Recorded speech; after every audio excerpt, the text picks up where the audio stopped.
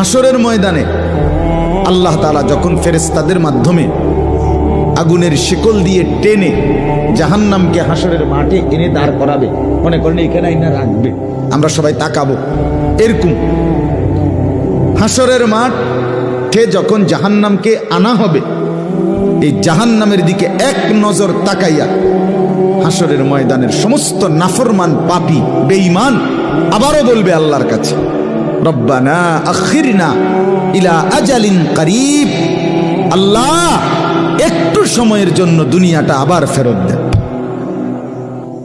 হায়াত আবার ফেরত, সময়গুলো আরেকবার দেন, আরেকটু সময় দেন, নজিব দাওয়াতাক, আপনার সব কথা তখন মেনে নেব, অনাত্তাবিউর রসুল, আপনার রসুলদের আনুগত্য করব। আল্লাহ বলবেন না,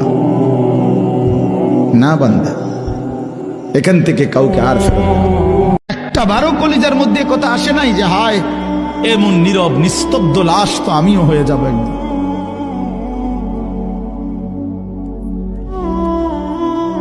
কবর দেখলে তো এটা ভাবা উচিত। রাসূলুল্লাহ সাল্লাল্লাহু আলাইহি ওয়াসাল্লাম বলছেন, তোমরা কবর জিয়ারত করো, তোমাদের কবর জিয়ারত করলে তিনটা জিনিস উপকার হবে, তিনটা ফায়দা হবে। তুজাহিদু ফিদ দুনিয়া, দুনিয়ার প্রতি বিরাগ হবে, দুনিয়ার বিমুখতা আসবে, আখিরাতের ফিকির আসবে। ওয়া তুযাক্কিরুল আখিরা, আখিরাতের কথা স্মরণ পড়বে। ফা ইন্না ফি জিয়ারাতিহা তাযকিরা, কবর জিয়ারতের মধ্যে তোমার নিজের জন্য তুমি উপদেশ লাভ করবে। রাসূলুল্লাহ সাল্লাল্লাহু আলাইহি ওয়াসাল্লাম বলেছেন এই তিনটা লাভ। আমাকে বলেন, যারা আজান শুনেও নামাজে যায় না এরা কি মুমিন? বলেন। আপনি মনে করছেন আমি জুমার নামাজ তো পড়ি, ঈদের নামাজ তো পড়ি। এমনও হতভাগা মানুষ আছে পৃথিবীতে যাদের নামাজ প্রথমবার তারা নামাজ পড়ে জানাজার নামাজ, আছে না ভাই? আল্লাহ পাক আমাদের সবাইকে 5 ওয়াক্ত নামাজি হওয়ার তৌফিক দান করেন, এবং কাজা নামাজ অনেকের আছে, আল্লাহ পাক সেগুলো আদায় করার তৌফিক দান করেন। মনে করেন আপনি মনে মনে আল্লাহকে বলছেন, আল্লাহ আমি অসুস্থ, আমাকে শিফা দাও, বা আমার রিজিকের টেনশন আছে, আমার রিজিকের টেনশন দূর করে দাও, আল্লাহ আমাকে হেফাজত করো, আল্লাহ আমাকে দিনের জ্ঞান দাও, তোমার আনুগত্য করার তৌফিক দাও। এটা মনে মনে আপনি আল্লাহকে ডাকছেন, নিঃসন্দেহে ওই মেহেরটা আল্লাহ আপনাকে সাত আসমান ভেদ করে আরশের উপর থেকে আল্লাহ পাক আপনাকে স্মরণ করছেন।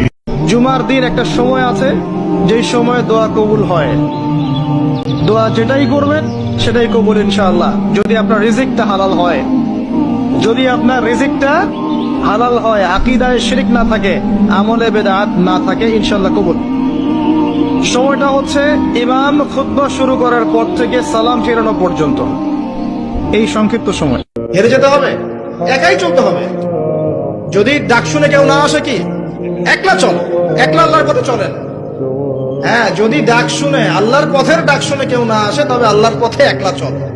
এটা পুরো বাক্য আর কি। জীবনে কখনো হতাশ হবেন না। ফাইন্না মাআল উসরি ইউসরা, নিশ্চয়ই কষ্টের সাথে স্বস্তি আছে। ইন্না মাআল উসরি ইউসরা, অবশ্যই কষ্টের সাথে স্বস্তি।